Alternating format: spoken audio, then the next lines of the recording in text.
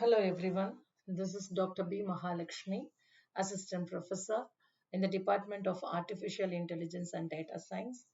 I am going to give the lecturer video about the course Digital and Mobile Forensics. Course code is CCS 343. Before this video, in that part 1 video, we saw about the basics or fundamentals of the digital forensics, and in the part 2 video I explained about the three important phases in the digital and mobile forensics is nothing but identification phase, collection phase and examination phase. In this video we are going to see about the remaining two phases are called analysis phase and presentation phase. Let me see by one. Analysis phase. So here this analysis phase is in the digital forensics is where the forensic investigators have to investigate deeply into the collected data to determine the digital evidence that support to identify the what incidents was happened in that particular place.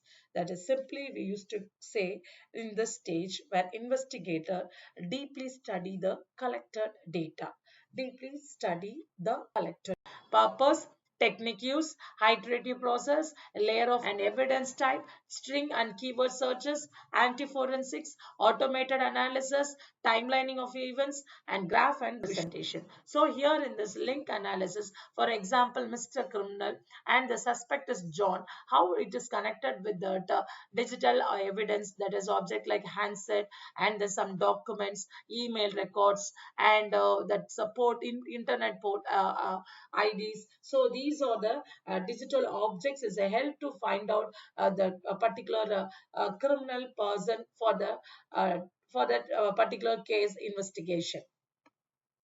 And last final phase is nothing but presentation phase. Here the after all the analysis, results are presented in the presentation phase. As a presentation simply we called as sharing the result of the analysis phase through the report with interested parties such as court of law or the corporate management. So here in this phase, purpose. The purpose of this investigation, that is a final presentation phase, is prepare the report, present finding clearly, and here make it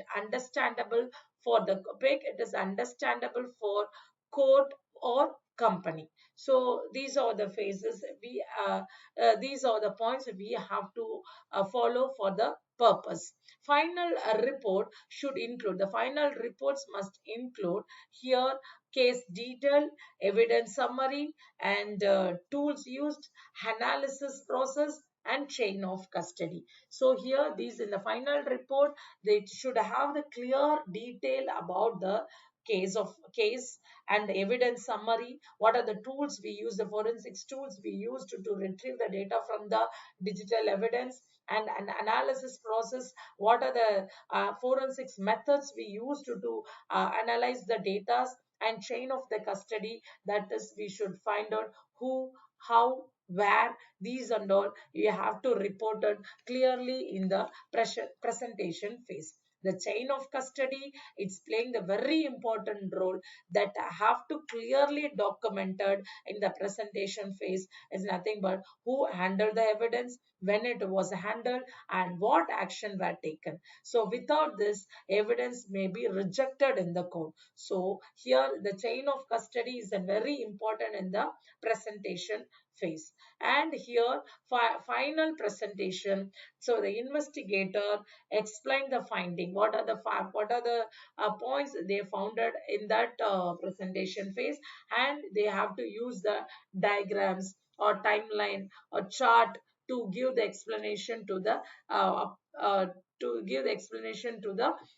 court, and give the expert testimony in the court. So here this presentation phase we have to give the purpose, So the purpose of the presentation phase is nothing but we are going to prepare the documentations or a report about the analysis of the investigation. So here in the documentation, it must present finding clearly and make it as understandable for the court or then company. So here the final report, they must have this following details about the summary of case, evidence, tools used, analysis process, and chain of custody. So the final the final here the final representation, the document evidence must used expert testimony form, that is nothing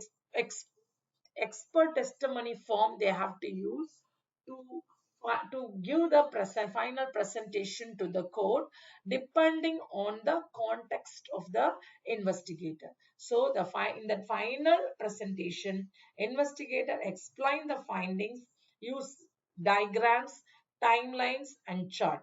So may give the expert testimony to the court.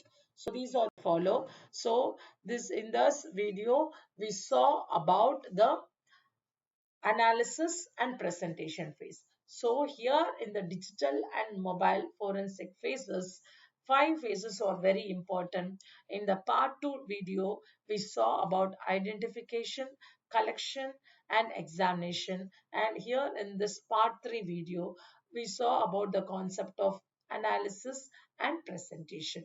I hope these three videos will be useful to understand the concept of digital and mobile forensics fundamentals. Thank you. Thank you so much.